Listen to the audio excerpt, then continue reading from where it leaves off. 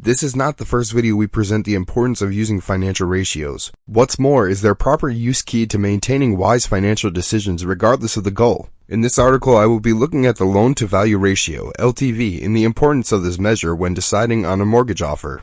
Most people think that when applying for a mortgage, the lender will consider only their current income, credit score, and history. That's not entirely true. All banks, upon determining whether to give a loan or not, also consider the LTV ratio. But what is it? Why is it important? Do you need a high or low LTV? So what is loan-to-value ratio? Simply put, this ratio measures how much of the chosen property's value is actually mortgaged. In other words, it compares the amount of the loan to the value of the property. Lenders will use this measure to complement their decision whether to give a loan to a borrower or not. Usually people need an 80% LTV to qualify, but occasionally it could be lower. For example, for investment purposes, banks require a lower LTV ratio of 60%. But why do banks need it? Well, in our case, a bank is an investor. They invest their money and expect interest payments in return. The LTV is part of their risk assessment and helps them mitigate risks when lending money. The higher the ratio, the riskier the investment. Let's see how it works.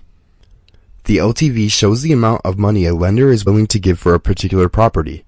Of course, it is expressed as a percentage. There is nothing better than examples to illustrate a point, is there? Example: John wants to buy a house which costs $500,000. He has been putting some money aside for years and currently has $50,000 to pay a deposit. For the rest, $450,000, he needs to take out a loan in order to buy the house. To calculate it, we need to divide the amount you want to borrow by the total value or the selling price of the property. In our example, we have to divide $450,000 by $500,000, and the result is 90%. Frankly, this is a high LTV ratio, and it's not certain whether the bank would agree to lend John the money.